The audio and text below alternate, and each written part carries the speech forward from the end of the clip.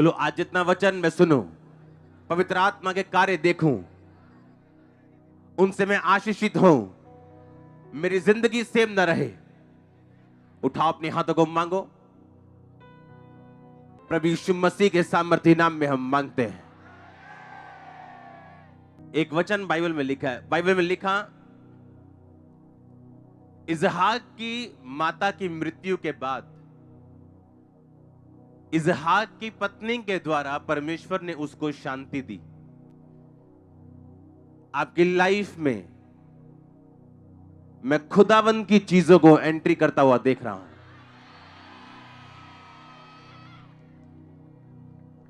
आप देखोगे, आप पीस लोगे, खुदावंद से शांति लोगे। सुनो ध्यान से, आज हमें सोशल मीडिया का फायदा हुआ है कि लोग सोशल मीडिया पे वचन सुन रहे हैं। पहले सिर्फ टीवी से लोगों के पास पहुंचा जाता था, अब सोशल मीडिया से तरह तरह से हम उनके पास पहुंचते हैं। लेकिन सोशल मीडिया से एक नुकसान हुआ है, वो स्पिरिचुअलिटी का नुकसान। फायदा भी हुआ और नुकसान भी हुआ। आपको आज प्रेयर में जाना है कि परमेश्वर, होली स्पिरिट मेरी लाइफ में ओवरटेक करे और हर वो चीज जो शैतानी और शारीरिक है, बाय फायर उसे खत्म कर, जबरदस्ती उसे खत्म कर, कोई कारण बना उसे फिनिश कर। एक चीज मैं आपको बताता हूं, जब शारीरिकता का आत्मा आपकी लाइफ में काम करता है तो उसका नुकसान क्या होता है, मैं आपको बताता हूं। एसाव, इसहाक, याकूब, अब्राहम, आपने ये स्टोरी सुनी होंगी, हां या ना? अपने हाथों को उठाओ। सबसे पहले बोलो, होली स्पिरिट अपनी मर्जी मुझ पे जाहिर कर, मुझे आत्माओं की परख दे ताकि मैं शैतान के धोखे में ना आ सकूं। मुझे शारीरिकता से बाहर निकाल ताकि मेरा फ्यूचर आपके हाथों में सेफ रह सके। प्रभु यीशु मसीह के सामर्थ्य नाम में हम मांगते हैं। मैंने आपको क्यों बोला आपके आप शारीरिकता की आत्मा के आप खिलाफ प्रार्थना कर सके? एक इंसिडेंट मैं आपको अपनी लाइफ का बताता हूं, आंखें खोल के सुनो। एक लड़की थी जो मेरे लिए प्रार्थना करती थी कि मेरी इसके साथ शादी हो जाए, और 40 रोजे उसने मेरे ख्याल में 10 बार रखे होंगे मेरे लिए कि मेरी इस से शादी हो जाए। वो लड़की प्रार्थना करती थी और रोजे रखती थी। कोई पाप नहीं जिंदगी में, एक ही प्रार्थना थी, और जितनी वो प्रार्थना करती थी उतनी नफरत इंसान से नहीं, उस लड़की के लिए, शादी के लिए मेरे मन में पैदा होती थी। और जब ये आत्मा आपकी लाइफ पे अटैक करता है, आप भूल जाते हो आपने प्रार्थनाएं किन विषयों पे करनी। आप मेरी बात समझ रहे हो कि नहीं? पूरी बाइबल पढ़ लो, पूरी बाइबल एक एक बंदे को पढ़ लो जिसको परमेश्वर ने इस्तेमाल किया या इस्तेमाल नहीं किया। उनकी लाइफ का एक मेजर रीजन था ये शारीरिकता का आत्मा, शरीर के अनुसार चलना। आप जानते हैं परमेश्वर ने इसहाक को इस्तेमाल किया कि नहीं किया? बाइबल बताती इसहाक जब 40 साल का हो गया था, उसे तब भी यह मालूम नहीं था कि किस लड़की से उसकी शादी होनी। और अब्राहम ने यह चीज देखी कि इसको अब मैरिज की जरूरत है, और उसने अपने नौकर को बोला कि यहां हाथ रखे कसम खा के जा कि इन कनानियों में से नहीं, मेरी खुदा के मानने वाले लोगों में से तू एक लड़की को मेरे बच्चे के लिए लेके आएगा, हाँ या ना? और बाइबल कहती जब वो लेने गया तो रिबिका को जब लेके आया तो इसहाक को बोला गया कि ये लड़की का नाम रिबिका है और ये परमेश्वर ने तेरे लिए भेजी है। और उसने एक्सेप्ट किया और उससे शादी की और परमेश्वर की आज्ञाओं में बना रहा। और परमेश्वर अभी भी उसको बोलता है अब्राहम, इसहाक, याकूब का परमेश्वर। याकूब क्यों, एसाव क्यों नहीं? एसाव भी तो इसहाक का ही बेटा था ना, तो परमेश्वर ऐसा क्यों नहीं कहता अब्राहम, इसहाक, एसाव और याकूब का परमेश्वर? बाइबल बताती एसाव शारीरिकता के नीचे चला और जो लड़कियां परमेश्वर को बुरी लगती थी, कनानी लड़कियां, उनसे एसाव ने शादी की क्योंकि वो देखने में सुंदर थी। बाइबल का हर मेजर इजरायली राजा इसलिए परमेश्वर के खिलाफ चला क्योंकि उसकी जो पत्नी थी वो मूर्ति पूजक थी और खुदा को मानने वाली नहीं थी। हजारों राजे इसलिए गिर गए क्योंकि मैरिज चुनने में उन्होंने शारीरिकता का इस्तेमाल किया, आत्माओं की परख का इस्तेमाल नहीं किया। आप मेरी बात समझ रहे कि नहीं? आज हम शादी कैसे करते हैं? तेरी कास्ट क्या है, मेरी कास्ट ये है, कमाता कितना है, खाता कितना है, जाता किधर है। देखो, मैं नहीं कह रहा कि एक अमीर बंदा गरीब से शादी कर ले, नो, गरीब बंदा पैसों से नहीं गरीब। आज एक गरीब अगर विजन के साथ खड़ा है, कल को अमीर हो जाएगा वो। सुनो, गरीब कौन है? गरीब वो है जो विजन का गरीब है, दिमाग का गरीब है। आज एक गरीब वो है जो कह रहा है कि मैंने अपनी लाइफ को सेट करना है, मैंने दुबई जाऊंगा, मैं जाना कनाडा चाहता हूं, लेकिन दुबई जाने के भी पैसे नहीं है, इसको पैसा इकट्ठा करने के लिए मैं रिक्शा चलाऊंगा, रिक्शा भी नहीं है, 20 रुपए किराए पे ले लूंगा, ऑटो नहीं है, 200 रुपए किराए पे ले लूंगा, पैसा जोड़ूंगा, दुबई जाऊंगा, उसके बाद कनाडा जाऊंगा। ये बंदा गरीब नहीं, इससे हम शादी कर सकते हैं। गरीब कौन है? जो उसी लेवल पे रह रहा है और बोल रहा है कि नहीं, मैं आगे नहीं जाना चाहता, वो गरीब है। उससे आप डिसीजन ले सकते हो कि मैंने जाना है आगे कि नहीं जाना। मेरी बात समझ रहे कि नहीं?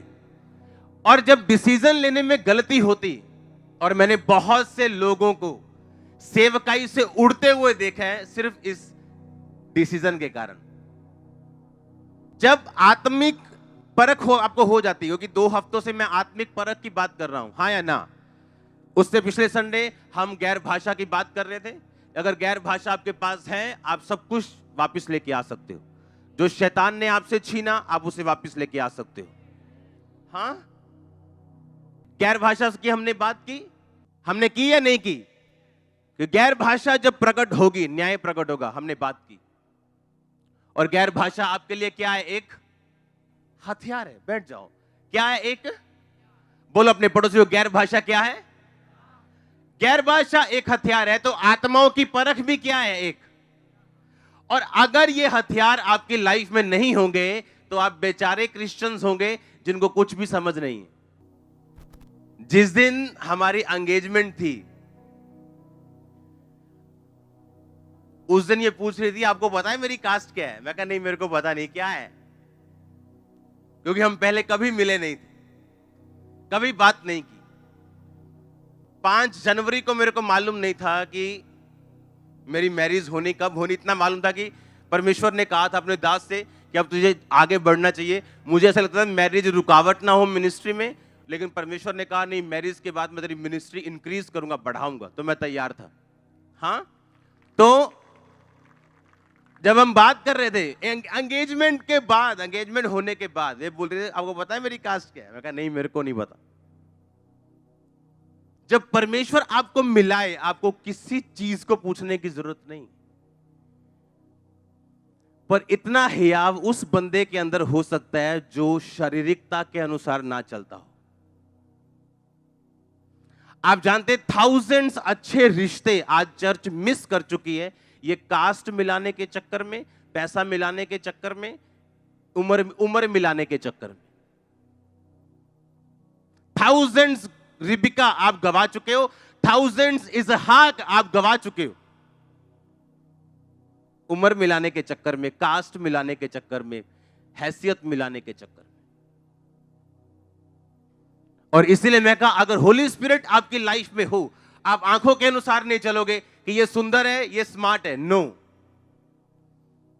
आप कास्ट के हिसाब से नहीं चलोगे, आप चीजों के हिसाब से नहीं चलोगे। आप इमेजिन करो, एंगेजमेंट के बाद जब मैरिज होने वाली, हम अपनी कास्ट डिस्कस कर रहे हैं। वो बोल रही मैं आज धर्मी हूं, मैं बोल रहा हूं हम तो इधर के हैं।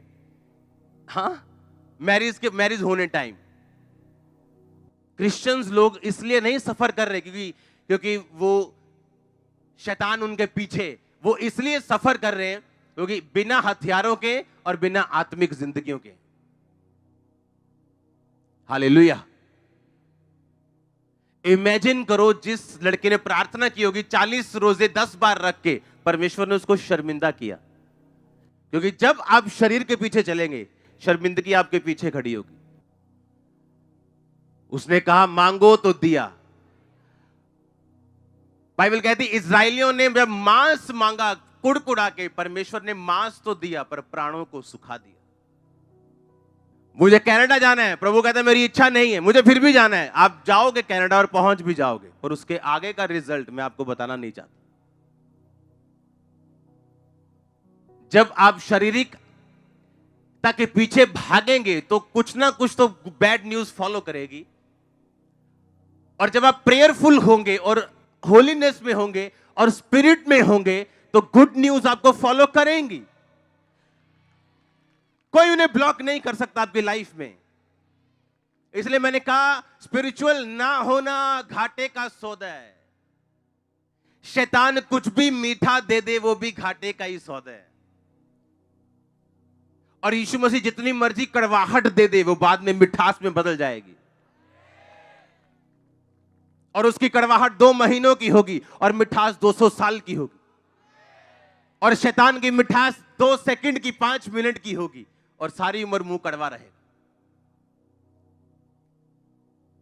आत्माओं की परख जब नहीं होती बंदे को तो वो सफर करता है फिर। हालेलुया। आज कुछ लोग मैरिज नहीं कर रहे, पता है क्यों? उन्हें फौरन का रिश्ता चाहिए। प्रभु से चाहे पूछा हो चाहे ना पूछा हो, कहते नहीं हमें अपनी मर्जी थोपनी, हमें फौरन का रिश्ता चाहिए। आप खुदावन से ये बोलो प्रभु तू मेरा बाप है असली, मुझे बेस्ट देना, जो भी देना बेस्ट आएगा आपके पास। हो सकता आज वो इतना फाइनेंशियली स्ट्रांग ना हो, पर कल का वो बिल गेट हो सकता है, अगर वो स्पिरिचुअल है तो, अगर वो विजनरी है तो। हम अच्छी चीजें मिस कर जाते हैं इन चक्रों में। वो क्या कहेगा, फलाना क्या कहेगा, ढमकाना क्या कहेगा। आपकी वाइफ के साथ आपको रहना है, आपके रिश्तेदारों ने नहीं रहना, आपके समाज ने नहीं रहना। हालेलुया। आपने रहना है। और जब शारीरिकता का आत्मा काम करता है आपकी लाइफ में, आपके डिसीजन रॉन्ग होते हैं, गलत डिसीजन। और मैरिज रॉन्ग हुई तो लाइफ फिनिश, मैरिज सही हुई तो लाइफ कंप्लीट। और अगर शारीरिकता में फंसे तो आप 0 पे पहुंच जाओ। आत्माओं की परख अगर नहीं होगी तो इंसान सफर करेगा, मुश्किल में रहेगा, दुखी रहेगा। अब्राहम की वाइफ की कोख बाइबल कहती बंद थी, और कितने साल में खुली वो? 90 साल में। इसहाक की मैरिज हुई रिबिका के साथ, 40 साल का था। जब इसहाक के पहले 2 बच्चे एसाव और याकूब हुए तो इसहाक 60 साल का था।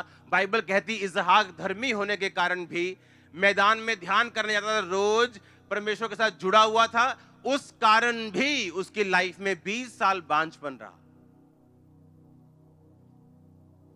पर प्रॉब्लम यह है कि यह नहीं है कि मुश्किल धर्मी को प्रॉब्लम नहीं होगी और पापी हमेशा मुश्किल में रहेगा, ऐसा नहीं। लिखा धर्मी पर भी मुसीबतें आएंगी और पापी पर भी आएंगी, पर धर्मी उन मुसीबतों से निकल जाएगा और पापी पड़ा रहेगा। अब इसहाक को इस बात की पहचान थी कि यह बांझपन का आत्मा मेरे पिता से चलता आ रहा है, हमारे जनरेशनल से चलता आ रहा है। मेरी मां को भी मुझे पैदा करने में 90 साल लग गए थे, और अब वो चीज मेरी वाइफ को फॉलो कर रही, अब वो चीज मुझे फॉलो कर रही। पर मैं वो गलती नहीं करूंगा जो मेरे बाप ने की थी, उसने इस्माइल पैदा कर दिया। मैं वेट करूंगा, इंतजार करूंगा। जब आत्माओं की परख आपकी लाइफ में आती, आपके डिसीजंस रॉन्ग नहीं होते। और बाइबल कहती जब 20 साल बाद उसके बेबी हुआ, 2 हुए, एसाव और याकूब। क्योंकि आत्माओं की परख जब आपको होती, आपको मालूम होता अगर मेरी लाइफ में ये चैलेंज चल रहा है, इसके पीछे कौन सी स्पिरिट है। हालेलुया। कौन सा आत्मा इस चैलेंज के पीछे, इस गरीबी के पीछे, इस बीमारी के पीछे, इस डिले के पीछे कौन सी स्पिरिट काम कर रही? क्या परमेश्वर ने मुझे रोका हुआ या शैतान का काम है? और जब आपको एक बार बीमारी समझ आ जाती है, आप उसका 50% ट्रीटमेंट उसी दिन हो जाता। हालेलुया। आपको ये ध्यान रखना है। आमीन। आप जानते इजरायली राजा, अगर आप उनके बारे में पढ़ें बड़े ध्यान से, तो इजाबेल जो थी, इजरायली जो राजा होता था, उसका गिरना 90% उसकी वाइफ पे डिपेंड होता था। और जब वो सुंदरता के पीछे भाग के मिस्रियों से या उन रानियों से शादी करते जो परमेश्वर में नहीं होती थी, एक ना एक दिन उनका राज्य गिरता था। सुलेमान तब तक बचा रहा जब तक उसके पास मसीही और परमेश्वर के डरने वाली रानियां थी। और जब वो अन्य जातीय रानियों में गया, वो खुद भी फंसा और मारा गया। आपकी लाइफ आपके हाथ में है, डिसीजन आपका है। कैसे आगे जाना है ये आप सोचेंगे, आप डिसाइड करेंगे। परमेश्वर सिर्फ आपको बताएगा, थोपेगा नहीं। हालेलुया। पर बाद में अगर आप रोएंगे और प्रेयर करेंगे, उसका कोई असर नहीं होने वाला है।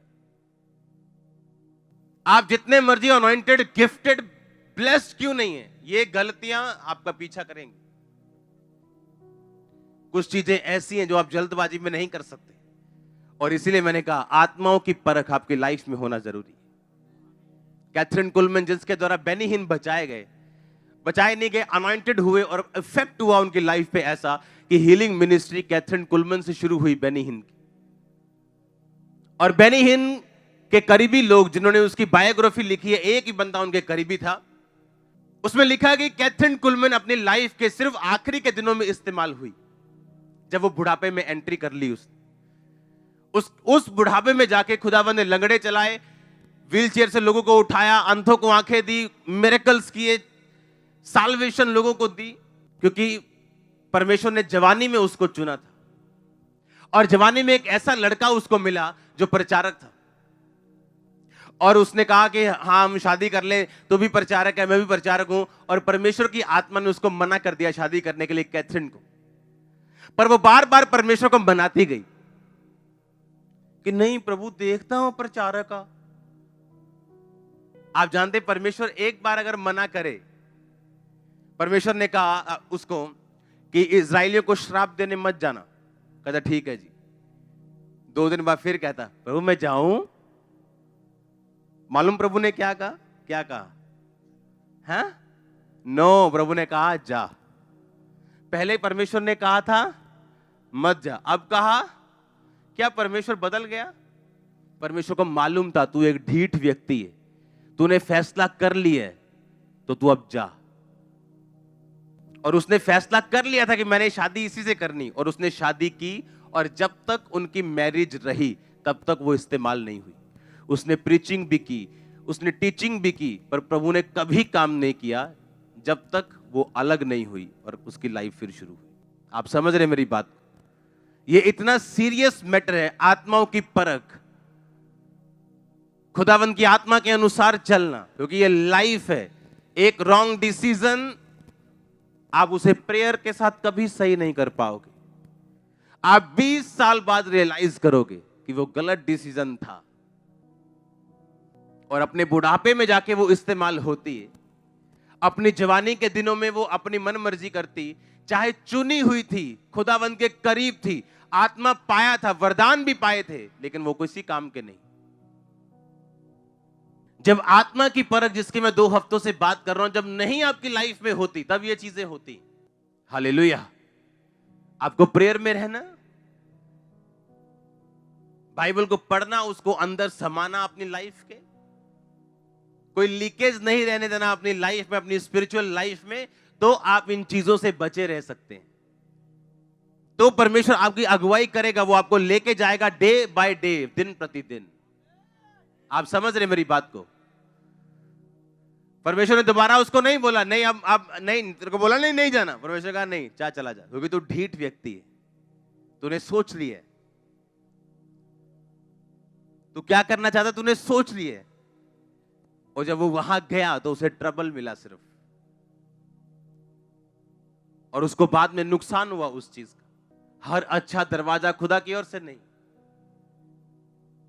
हर एक दुख शैतान की ओर से नहीं। अगर आप स्पिरिचुअल हैं, अगर आप परमेश्वर की अनॉइंटिंग, उसकी रजा के, उसकी मर्जी के नीचे हैं, तो आप 200 नेगेटिव चीजों को अपने आसपास पॉजिटिव में बदलता हुआ देख लेंगे। आप देखेंगे हर नेगेटिव मिल मिल के पॉजिटिव बन रहा है आपकी लाइफ। मैं आपको होली स्पिरिट से मैसेज दे रहा हूं, अगर आप खुदा के साथ वफादार हैं, सुनो, कुछ भी परमेश्वर कहता है, कुछ भी ऐसा नहीं होगा जो तूने खोया होगा। तू हर चीज को रिकवर करेगा। मैं नहीं जानता ये आमीन किसका ऊंचा है।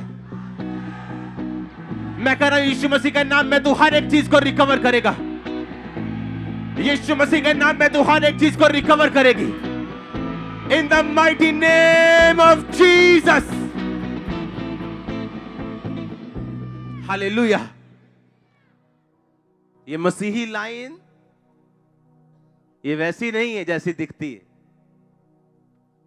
हालेलुया। ये सक्सेस, आज थर्सडे, देखो संडे बना हुआ है, आज मॉर्निंग मीटिंग है, ऑर्डिनरी मीटिंग। हाँ, सुनो ध्यान से, ये सक्सेस, इसको वैसा मत देखो, इसको जैसा देखना चाहिए इसको वैसा देखो। ये दान वरदान लोगों को नरक लेके जाने के लिए नहीं, स्वर्ग लेके जाने के लिए। हाँ, नरक लेके जाने के लिए प्रभु ने नहीं दिए, कि एक वरदान पाया और वरदान यूज किया, उसके बाद जिंदगी जैसी मर्जी रखी पीछे, कोई मतलब नहीं। तो वो वरदान नरक लेके जाने के लिए। फिर स्पिरिचुअल लाइफ को थोड़ा स्पिरिचुअल लाइफ की तरह लेना है। आमीन। और आपको क्या लगता है, चाहे आप एक आम से व्यक्ति क्यों नहीं, शैतान का पूरा जोर लगा है आपके पीछे, पूरा जोर लगा है उसका। कैसे आपको कट आउट करना है स्पिरिट से, आत्मा से कैसे काटना है आपको, उसका पूरा जोर लगा है। उसको मालूम है जैसे वो कटा, सिस्टम फिनिश। इमेजिन करो आपके अंदर एक सीक्रेट सिन है, आप ब्लू फिल्म देख रहे हैं, आप कोई पाप कर रहे हैं, आपको क्या होली स्पिरिट गाइड करेगा? हाँ, क्या आपको लगता है आपकी अगुवाई होगी, आपको आत्माओं की परख होगी? कभी भी नहीं होगी। मैं आपको सच कह रहा हूं, होगी नहीं। आपको उस एंटीने के सिग्नल को पकड़ने के लिए आपको शार्प करना पड़ेगा अपनी लाइफ को। आपको फास्टिंग में रहना पड़ेगा, आपको प्रेयर में रहना पड़ेगा। आप हर जगह नहीं जा सकते, हर पार्टी अटेंड नहीं कर पाएंगे आप। हालेलुया। आज से कुछ साल पहले मेरे एक रिश्तेदार में शादी थी। उस टाइम मैं प्रभु में था, पवित्र आत्मा पाया हुआ था, लेकिन उस मैरिज में मैं एक फिल्मी सॉन्ग पे डांस किया, और जब मैं वापिस आया घर, मुझे लानते पड़ रही थी परमेश्वर से कि मैं क्या करके आया हूं। मैं होली स्पिरिट से फिल्ड आदमी हूं, ये मैं क्या करके आया हूं। चाहे मैं उस समय नया मसीही था, बिल्कुल नया, लेकिन ये एंटीना बड़ा शार्प था तभी। और ना तो वो रिश्तेदार काम आए बाद में, जितना हम सोचते हैं वो नाराज ना हो जाए, चलो चलो चले, कोई बात नहीं, फिर क्या हो गया, प्रभु दा सोच के डांस कर लो। बाद में वो काम भी नहीं आए और प्रभु भी गया। और जब मैंने खुलेआम डिसीजन लिया कि कोई शादी पे डांस डूंस नहीं, वहां पे सॉन्ग चलेंगे, यीशु मसीह कहते हो आऊंगा मैं। सुनो, तब से रिश्तेदार भी आते हैं, 5 मिनट भी मांगते हैं, 2 मिनट मिल भी जाते हैं, और मैं भी खुश हूं और मेरा खुदा भी खुश है। आमीन।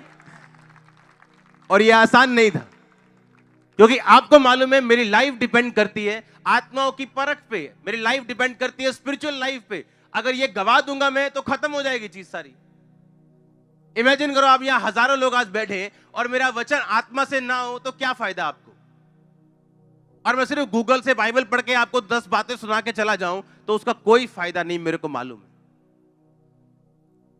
आत्माओं की परख में रहना, स्पिरिचुअल लाइफ में रहना, एंटीना स्पिरिचुअल शार्प करना ताकि पिक्चर क्लियर हो, यह आपके लिए जरूरी है।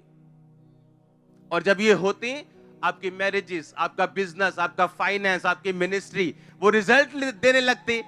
आप समझ रहे क्या? जब है ही नहीं लाइफ में आत्मिक परख ही नहीं, आप रॉन्ग बंदा चुनोगे, रॉन्ग बिजनेस चुनोगे, रॉन्ग पार्टनर चुनोगे, रॉन्ग मिनिस्ट्री, रॉन्ग जगह चुनोगे, सब कुछ रॉन्ग होगा। बाद में कहोगे मेरा रिजल्ट क्यों नहीं आया? क्योंकि रिजल्ट आने से पहले आपको कनेक्शन की जरूरत होती है, आत्मिक, स्पिरिचुअल। अगर वो टूटा हुआ है, आप अमेरिका भी जाएंगे तो भीख मांगेंगे। अगर वो बना हुआ है तो आप नाइजीरिया भी चले जाएंगे तो सबसे बड़ी चर्च बना लेंगे। आप इमेजिन करो, इस दुनिया का सबसे बड़ा पेंटिकोस्टल स्ट्रक्चर नाइजीरिया में। आप वहां गए नहीं हो, मैं गया हूं। वहां रोड पे चले जाओ, ऐसा लगता है गांधी जी का जमाना आ गया। 70 साल पहले सब कुछ काला, जंग लगा हुआ, काला धुआं, कोई गाड़ी, कोई ट्रक नहीं जिसका काला धुआं ना हो, सबके इंजन उड़े हुए। और दुनिया का सबसे बड़ा चर्च है वहां। सबसे बड़े क्रिश्चियन आशीषित लोग वहां रहते हैं। पता है क्यों? परमेश्वर कहता है तेरी इकोनॉमी से तुझे डरने की जरूरत नहीं। तेरा देश अमेरिका हो, इंडिया हो, नाइजीरिया हो, कोई मायने नहीं करता। मैं तेरे साथ हूं कि नहीं, तेरी आंखें खुली हैं कि नहीं, आत्मिक बातों की तुझे परख है कि नहीं, कौन सा आत्मा तेरे साथ बात कर रहा है तुझे मालूम है कि नहीं। परमेश्वर 2 मिनट पहले जिस अपने प्रेरित को, जो सबका प्रधान था पतरस, जिसको ये कह रहे थे कि मैं तेरे पे बड़ी कलीसिया बनाऊंगा, अधोलोक के फाटक प्रबल नहीं होंगे, तू ऐसे जाएगा और शैतान के फाटक को तोड़ के लोगों को बचा लेगा। और 2 मिनट बाद परमेश्वर कह रहे थे ओए शैतान मुझसे दूर हो। क्यों? पतरस ने कहा था परमेश्वर तू कभी क्रूस पे ना चढ़े। आत्माओं की परख कि ये इसके अंदर से खुदावंद ने बात नहीं की, इसके अंदर से शैतान ने बात की कि मैं अपना क्रूस ना उठाऊं। आपका पक्का दोस्त, बेस्ट फ्रेंड आपको संडे आने के लिए मना कर रहा है। आपको क्या लगता है? आपका फ्रेंड बोल रहा है, उसके अंदर से कौन बोल रहा है? और जब आत्माओं की परख होती, आप समझ जाते हो कौन सा आत्मा इस बंदे के पीछे काम कर रहा है। आप उसका इलाज कर लेते हो, अपनी आत्मा में समझ जाते हो, रॉन्ग डिसीजन नहीं लेते हो, और उसके आगे आपकी नेक्स्ट लाइफ निर्भर करती। परमेश्वर आपको फिर स्टेप बाय स्टेप नए लोग, नई चीजों को देता है जब वो आप में इतनी स्पिरिचुअलिटी को देखता है। आप समझ रहे मेरी बात को? और जब कनेक्शन ही कटा हुआ है तो आप फिर कुछ पता नहीं क्या करना है जिंदगी में। ये उन लोगों का हाल है जो स्पिरिचुअलिटी में नहीं। अगर आप हैं फिर भी कंफ्यूज हैं, उसी स्पिरिचुअलिटी में बने रहिए, क्योंकि कंफ्यूजन जाने वाली। मैं आपको सच कह रहा हूं, कंफ्यूजन नहीं आएंगी, मुश्किलें नहीं आएंगी, डर नहीं आएगा कि दुख नहीं आएगा, सब कुछ आएगा, पर आप वो बना नहीं रहेगा आपकी लाइफ। अर्थ ये धरती यीशु मसीह को रख नहीं सकी क्योंकि वो धर्मी था, और उसको रिजेक्ट करना पड़ा क्योंकि धर्मी की लाश को वो ले नहीं पाई। आप समझ रहे मेरी बात को? दुख आपको रिजेक्ट कर देंगे, पेन आपको रिजेक्ट कर देगी, वो तकलीफ आपको छोड़ देगी, क्योंकि आपकी लाइफ में टिक नहीं पाएगा। वो 3 दिन के लिए आ सकती, लेकिन संडे सुबह आपकी होगी। वो शुक्रवार शनिवार के लिए हो सकता है, लेकिन संडे आपका होगा। महंगा सौदा है भाई। बोलो अपने पड़ोसी को, बोलो महंगा सौदा है शैतान के साथ डील करना। वो सुंदर क्यों ना हो, आशीषित क्यों ना लगे, पर ये महंगा निकलेगा। आत्माओं की परख में रहना जरूरी है। आमीन। आप समझ रहे हैं मेरी बात को? क्यों जरूरी? क्योंकि उस पे डिपेंड करता है आप किधर जाएंगे, कहां तक पहुंचेंगे। और आत्माओं की परख वही बंदा ले सकता है जो कनेक्टेड हो परमेश्वर की आत्मा के साथ। पार्ट टाइम क्रिश्चियन नहीं कि चर्च में बैठे तो परमेश्वर के। मैंने ऐसे लोग देखे हैं, स्टेज पे चढ़ने के लिए आपको बोलेंगे हम स्टेज पे चढ़ के गाना गाना चाहते हैं, इतने वो अपने आप को धर्मी कहते हैं। और जब उनके घरों में शादियां होती तो कोई दुनिया का गाना नहीं जो बजता नहीं वहां, कोई दुनिया की शराब की कोई ब्रांड नहीं है जो खुलता नहीं वहां। आज उसका असर नहीं होता, लेकिन कल होता है। उस समय परमेश्वर आकाश से कोई आग नहीं बरसाता, लेकिन शैतान डंडे मारता है। बात मैं जो आपको कह रहा हूं ये देखने में बोरिंग लग सकता है, पर आपकी लाइफ बड़ी आशीषित और ठहरी रहेगी। आप मेरी बात को फॉलो करो, मैं आपको सच कह रहा हूं, ऐसा कुछ नहीं जो मैंने आपको बिना देखे या टेस्ट किए कहा हो। आपकी लाइफ ब्लेस्ड होगी।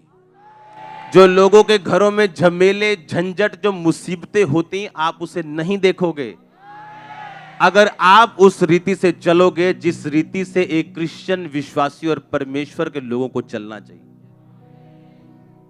नहीं जी, मेरा तो घर वाला कहता होने वाला, मैं तेन ले जाऊंगा चर्च। अच्छा, उसकी बात पे आपको यकीन है कल को वो चेंज हो जाएगा, क्या करोगे? कुछ नहीं कर सकते। और परमेश्वर की बात पे आपको यकीन नहीं, जो कभी नहीं बदलता, जो कभी चेंज नहीं होता। मसीह में बाद में आए आप, आपकी शादी को 10 साल हो, वो अलग बात है। अब आपका हस्बैंड नहीं मानता, अपने करैक्टर से आप खींच सकते हो। एक लड़ाई है जो आपको बाय बर्थ मिली है कि आप गरीब घर में पैदा हुए हो। अब आपकी ये फाइट है, आपने कैसे अपनी गरीबी को तोड़ना है। हाँ, एक गरीबी आप खुद मोल लेते हो, तो मोल क्यों लेनी? जो आपको जन्म से मिली है फाइट लड़ने के लिए कोई चीज, वो तो है ही है, उसको तो फाइट करना ही है, लेकिन खरीदनी क्यों? एक बीमारी हो गई, एक मोल ले ली,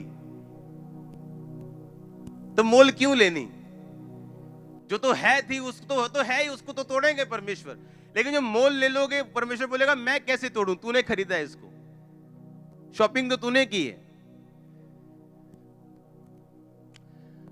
मेरी ये प्रेयर है, आप बच के रहेंगे।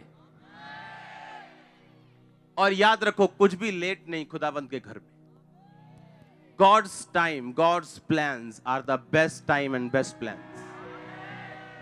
मैंने जितने दुनिया में आत्मिक लोग देखे, कभी जल्दी में नहीं देखे। वो उनके मिनिस्ट्री का डिसीजन हो, वो उनकी लाइफ का हो, उनकी मैरिज का हो, उनके किसी भी चीज का हो। और याद रखो, एक गिरा हुआ व्यक्ति गिरी हुई सलाह देगा और एक जीता हुआ व्यक्ति जीती हुई सलाह देगा। एक गिरा व्यक्ति, उसकी सलाह हमेशा गिरी होगी क्योंकि ये उसका एक्सपीरियंस है, और एक जीता हुआ व्यक्ति एक जीती हुई सलाह देगा क्योंकि ये उसका एक्सपीरियंस है। अब आपने डिसाइड करना है दाऊद की तरह कि अपने परमेश्वर की तरह चलना है, या सुलेमान की तरह कि अपने पिता दाऊद की गवाही पे चलना है, या दाऊद के भाई अपने ताया अपने चाचाओं की गवाही पे चलना है। मेरा ये बिलीव है कि आज थर्सडे आपके लिए सुपर थर्सडे है। अपने हाथों को उठा, बोलो थैंक यू जीसस। आज से आत्मा के द्वारा मेरी अगुवाई कर, अंधकार की शक्तियों को, शरीर की आत्मा को, वो आत्मा जो शारीरिकता में लेके जाए, मेरी जिंदगी से दूर कर। मांगो यीशु मसीह के नाम में, ऊंची आवाज में थैंक यू जीसस बोलते हुए। मुझे आत्मिक बना, आत्माओं की परख मुझे दे, मेरे हथियार मुझे दे, मैं इन्हें हासिल करूं, इनके तरह लड़ूं और जीतूं और गवाही के साथ वापस आऊं। प्रभु यीशु मसीह के सामर्थ्य नाम में हम मांगते हैं।